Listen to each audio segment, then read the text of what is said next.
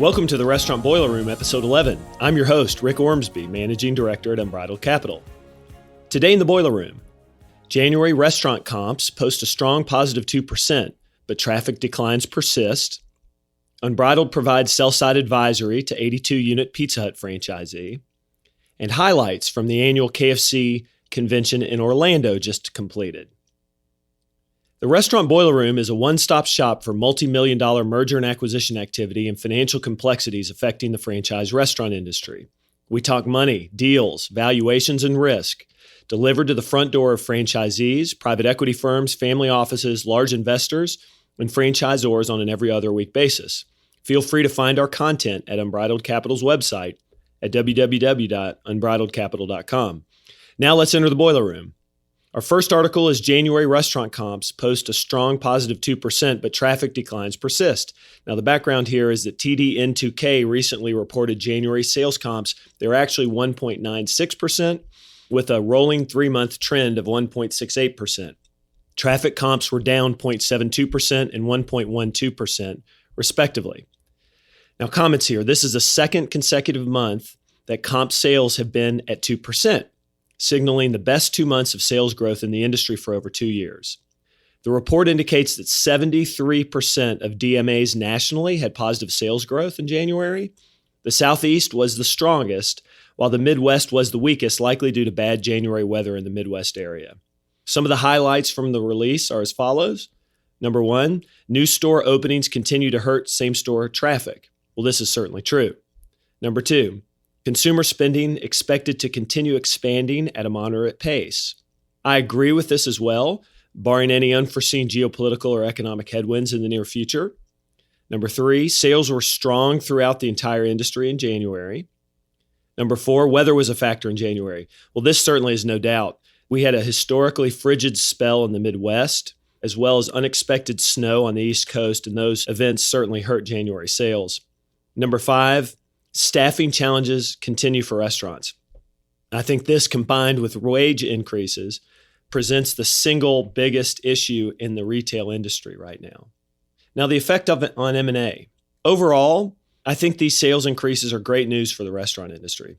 Unbridled is involved in several assignments currently across 7 to 8 brands, and most appear to be doing well from a sales perspective as we start the year as well. If increased revenues do not come with margin compression, a positive sales environment normally bodes very well for a strong year of M&A. Everyone should choose to sell their business when things are going well and moving upward. Only the unwise operator will consider selling only when things aren't going well. A substantial portion of the sales growth seen recently is due to continued pricing increases taken to combat minimum wage. Most states that have enacted minimum wage increases do so at the first of the year. These pricing increases are showing up persistently in negative traffic comps as we continue to see each month. As I've said before, the best brands have pricing power and are able to raise prices above the labor increases, delivering stronger EBITDA.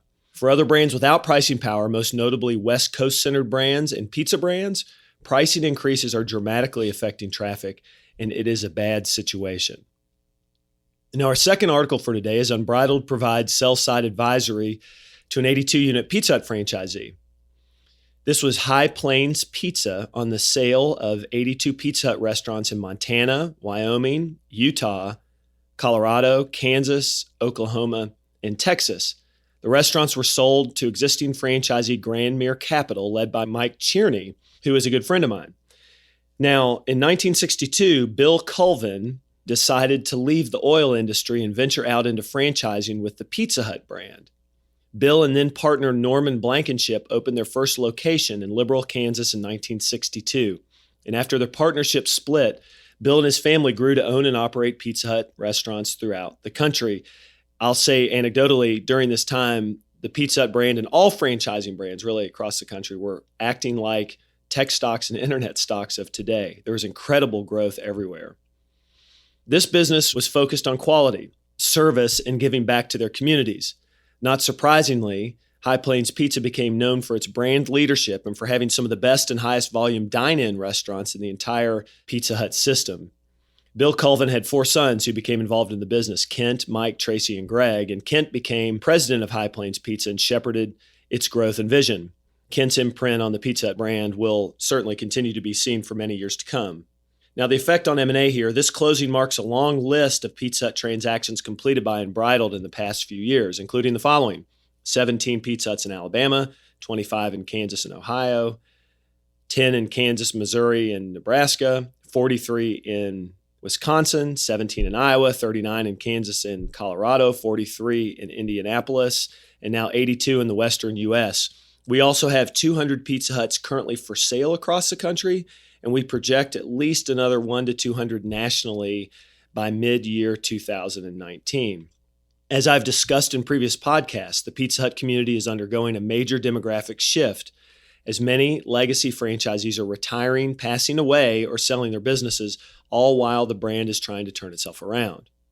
The Pizza Hut franchise base is very large in average unit count, over 50 units per franchisee on average. These acquisition opportunities, therefore, are creating a great way for new family offices and private equity companies to make a platform acquisition into new brands with a higher unit count, healthy G&A to hire professional operators, and the ability to expand through acquisition. For the High Plains acquisition, Mike Tierney and Grandmere Capital did just that, and they've grown to about 150 Pizza Huts over the past 18 months.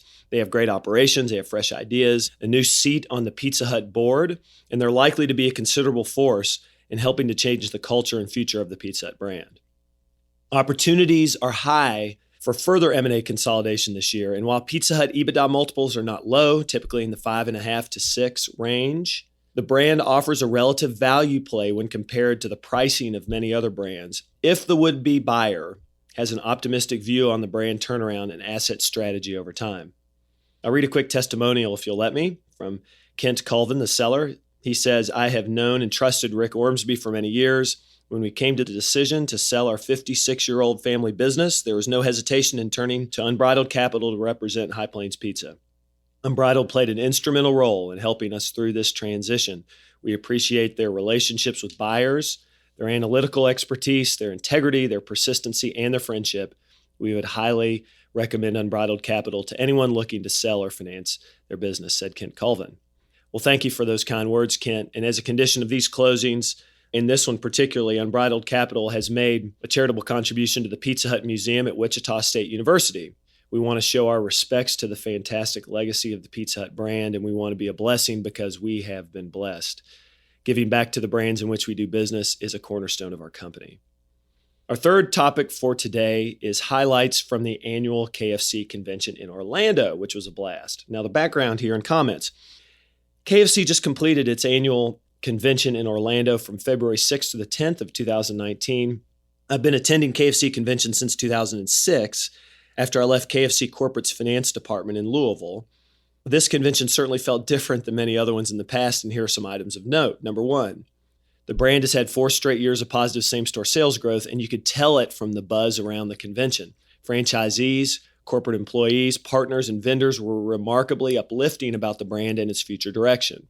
Number 2, Kevin Hochman and his team have done a great job in the new product innovation area, and I think it'll really resonate well with consumers in 2019.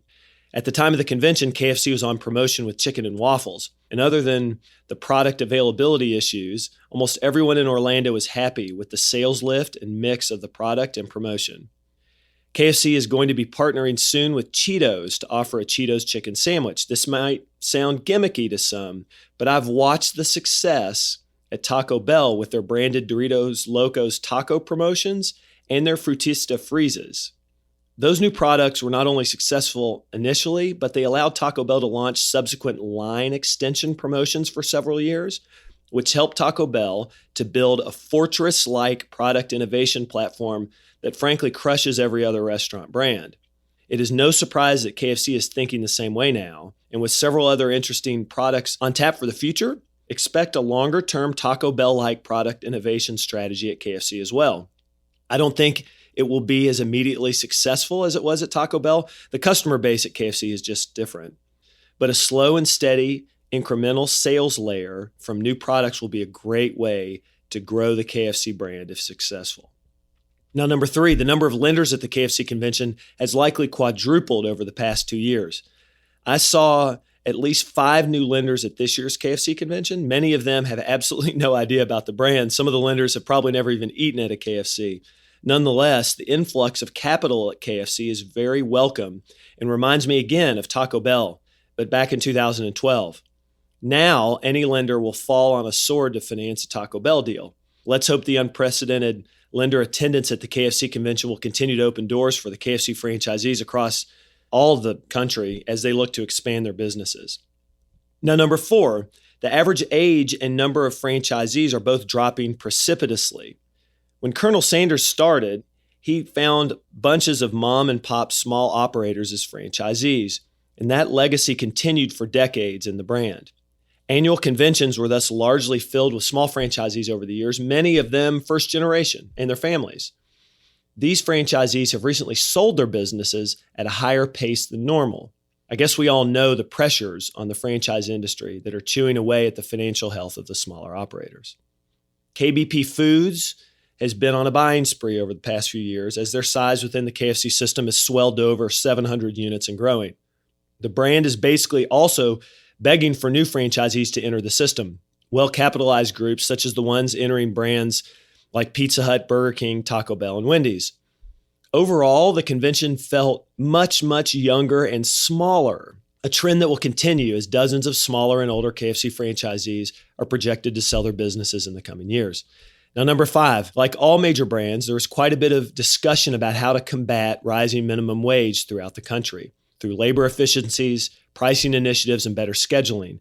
KFC was talking about new prepackaged cookies and already buttered biscuits as possible ways to squeeze for marginal labor efficiencies. The $5 fill-up was a topic of continued conversation among the franchisees. The high mix and high cost of the chicken strip $5 fill-up particularly was very worrisome for West Coast and Northeast franchisees who fear that their profit margins are in serious jeopardy at the $5 price point.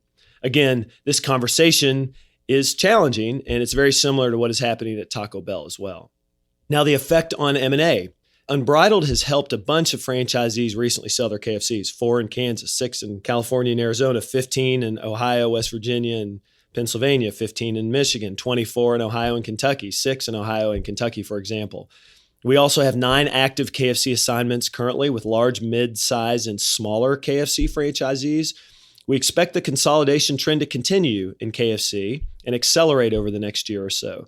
This should provide plenty of opportunities for buyers. However, due to the small average size of the typical KFC franchisee, there will always be a premium in the brand for the platform KFC franchise investments that are 15 units or more because of the relative infrequency of them and due to the attractiveness of an outside investment in the brand that could eventually buy down its EBITDA multiple over time with tack-on acquisitions of smaller franchisees. Thanks so much for entering the Boiler Room today. You can find our podcasts on iTunes, Google Play, Stitcher, TuneIn, and Spotify. If you like these podcasts, please listen, rate, and review. I also encourage you to visit our website at www.unbridledcapital.com for the best franchise M&A and financial resources in the industry. Our website includes podcasts, videos, white papers, and a list of our M&A transactions. Please note that neither Rick Ormsby nor Unbridled Capital LLC give legal, tax, or financial advice. These podcasts represent opinions that have been prepared for informational purposes only. We expressly disclaim any and all liabilities that may be based on such information, errors therein, or omissions therefrom.